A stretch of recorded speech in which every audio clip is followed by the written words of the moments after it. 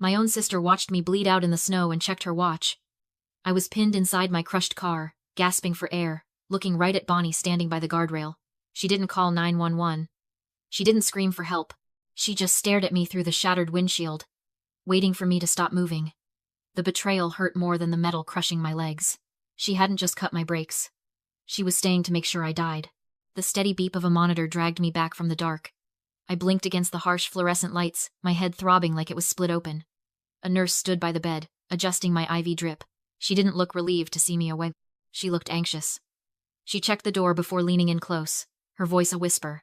She told me my sister had been there every day, not holding my hand, not praying for my recovery. Bonnie had been cornering the doctors, demanding to know when they could legally declare me brain dead so she could activate a power of attorney. The room spun, and it wasn't just the concussion. My own sister wasn't waiting for me to wake up. She was waiting to sign my life away. I'm Hannah, 29 years old, and I manage logistics for a global shipping firm. I know how to spot a hostile takeover. And this was exactly that. Bonnie didn't just want the money. She wanted to erase me. She wanted to turn me into a ghost while I was still breathing so she could play the grieving heiress without the inconvenience of a living sibling. My hospital gown had shifted, exposing the jagged, white scar running down my left forearm. I stared at it, and suddenly, I was 10 years old again. The smell of smoke filled my nose. I saw Bonnie standing in the hallway of our childhood home, a box of matches in her hand and the curtains fully engulfed in flames. She wasn't scared. She was smiling. When our parents ran in, she pointed a shaking finger at me. Hannah did it. I took the beating that night. I took the blame because that was my role. I was the shield. And she was the golden child who could do no wrong. I traced the old scar with my thumb. My parents had trained me to be her scapegoat, to absorb the consequences of her destruction. They taught her that fire was a toy, and I was the water bucket.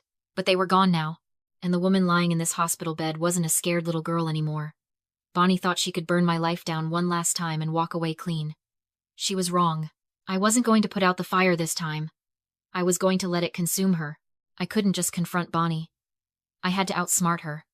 I asked the nurse to initiate a Jane Doe protocol, wiping my name from the hospital registry. To Bonnie, I was now a ghost. I borrowed a phone and called Paul, our family attorney, and Ryan, a private investigator I'd worked with before. Ryan moved fast. Within hours, he had the financials. Bonnie wasn't just greedy. She was underwater. She owed $185,000 to loan sharks, and the deadline was 48 hours away. It wasn't a tantrum, it was a hit. Ryan confirmed it with photos from the impound lot. The brake line on my car hadn't snapped. It had been cut. Cleanly. Mechanically. I stared at the grainy image on the small screen, feeling a cold calm settle over me. Bonnie needed money, and she needed it now. The only thing standing between her and a payday was my pulse. But she had made a mistake. She assumed I would die quietly. Instead, I was about to use her own desperation against her. She loved playing the victim? Fine. I would give her the ultimate tragedy to star in. Paul set the stage in his office with the precision of a surgeon. He called Bonnie in, his voice grave, telling her there was a complication with the payout. She arrived 20 minutes later, vibrating with nervous energy. I watched the feed from the hidden camera. She looked like a cornered animal, her eyes darting around the room, sweat beading on her hairline. She knew the loan sharks were running out of patience. Paul sat behind his massive mahogany desk and laid 2 stacks of paperwork between them. He explained the situation with a heavy sigh. Stack A was the standard homicide investigation protocol. Since the police had found the cut brake line, the insurance money would be frozen for up to 3 years, pending a full inquiry. Bonnie's face went gray. She didn't have 3 years. She didn't have 3 days. Then, Paul tapped Stack B. He acted reluctant, like he was doing something unethical. He told her there was a loophole. If the damage was self-inflicted, if Hannah had been unstable, depressed, suicidal, the case would close immediately as a tragic personal act. The money would release in 24 hours. He watched her, waiting. It was the ultimate test of her character. Bonnie didn't hesitate. She didn't ask about my reputation. She didn't care about the truth. She grabbed Stack B.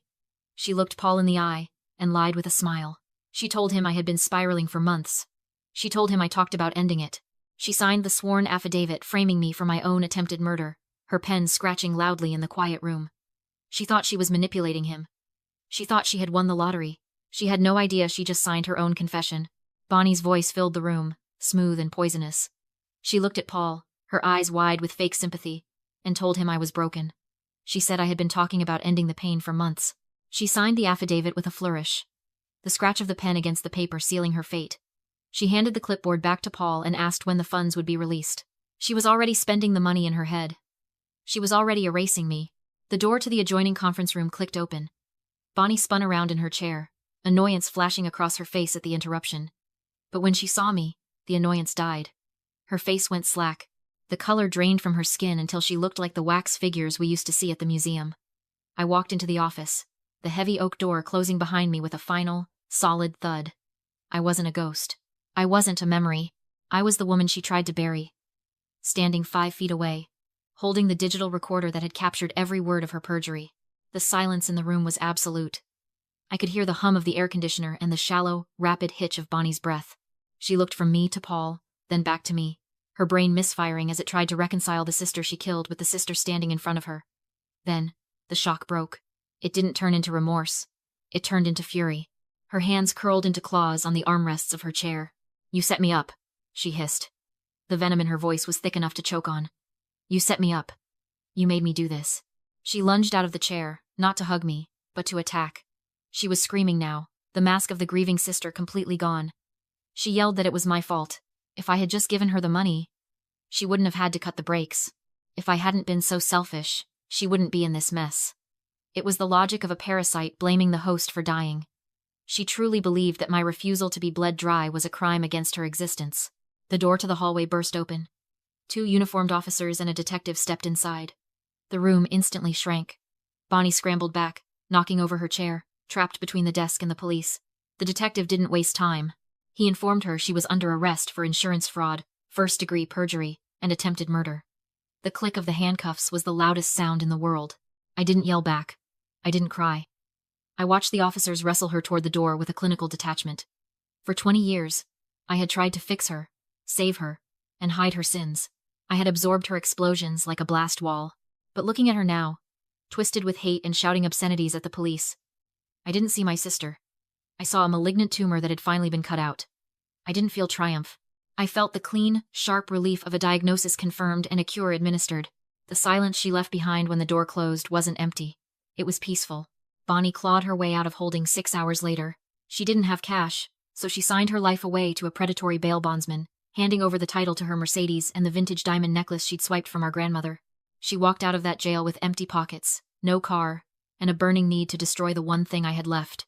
She didn't run. She came straight for the house she thought I was sleeping in. I sat in the passenger seat of Ryan's unmarked sedan, parked 3 houses down, watching the thermal feed on the dashboard monitor. The house stood dark and silent against the snowy lawn. To Bonnie, it looked like a sleeping target. She didn't know I had opened the smart home app 4 hours ago and remotely shut off the main gas line. I had drained the veins of the house dry. We watched her heat signature break the back window. She wasn't there to talk. She was carrying a heavy red canister. She moved through the living room, dousing the furniture, the fumes likely choking her, but she didn't stop. She wanted to scorch the earth. She wanted to burn me alive. She struck a match. I saw the small flare on the screen. She threw it. It sputtered and died on the rug. She struck another. Frantic now. Confusion setting in. That was the signal. The floodlights from the police cruisers hidden in the alleyway turned the night into blinding day. Bonnie shielded her eyes, screaming as the tactical team breached the door. They dragged her out in cuffs, kicking and spitting. There would be no bail this time. Attempted arson. Breaking and entering. Violation of a protective order. I didn't look back as the squad car drove away. The next morning, I listed the property. I sold it to a young couple who didn't know about the ghosts in the walls or the hate that had soaked into the floorboards. I signed the deed, handed over the keys, and walked away from the wreckage of my childhood without glancing in the rearview mirror. People ask me if I regret it. They ask if I feel guilty for sending my own sister to a 6x8 concrete cell. They look at me with eyes full of pity and judgment, wondering how I can sleep at night knowing my only sibling is wearing a state-issued jumpsuit. I sleep just fine. In fact, I haven't slept this well in 20 years.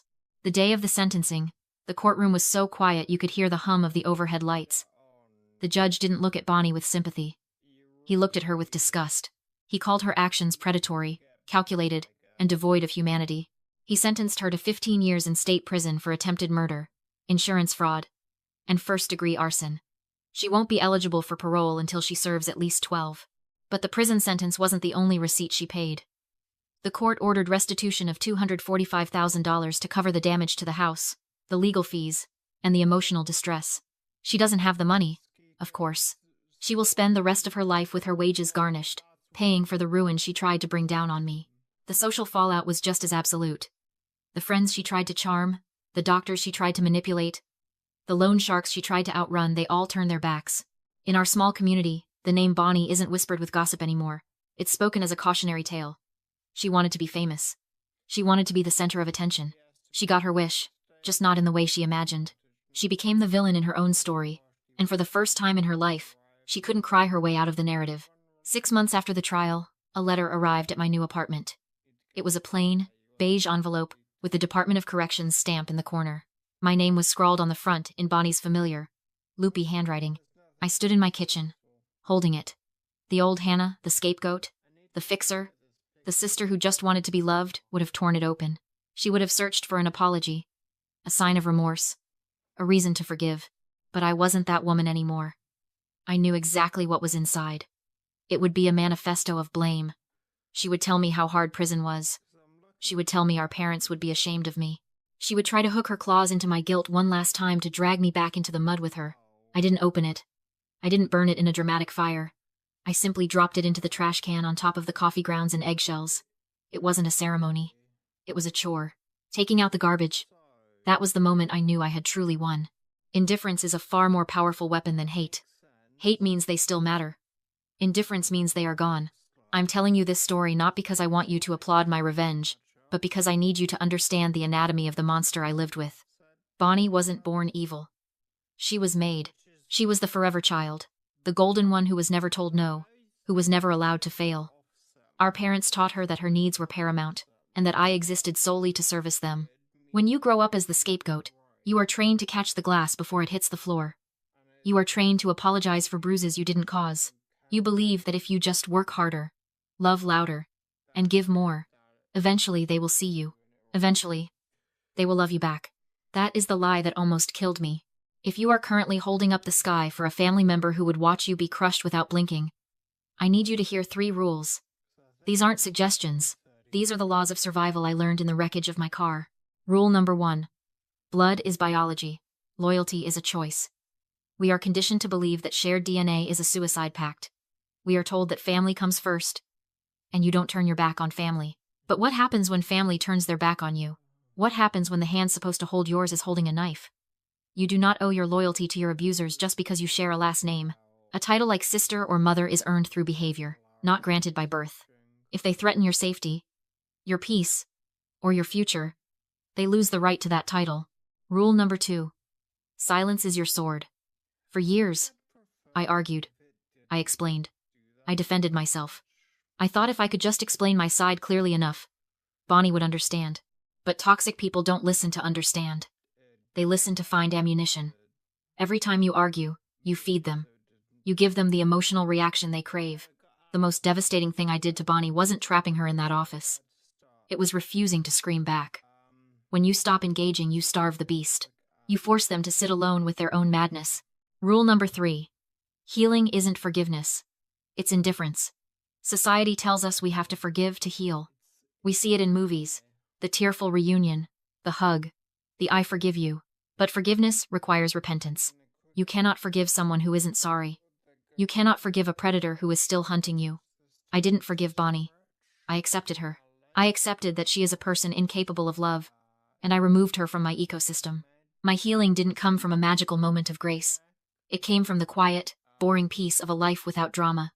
It came from waking up in the morning and knowing my brake lines were intact. I have a new life now. I have friends like Ryan and Paul who respect me. I have a career I built on my own merit. I have a home that is safe. I am no longer the supporting character in Bonnie's tragedy. I am the protagonist of my own life. So look at your life. Look at the people sitting at your table. Who are you setting yourself on fire to keep warm? Who is draining your bank account, your energy, and your spirit, and calling it love? You think you can save them.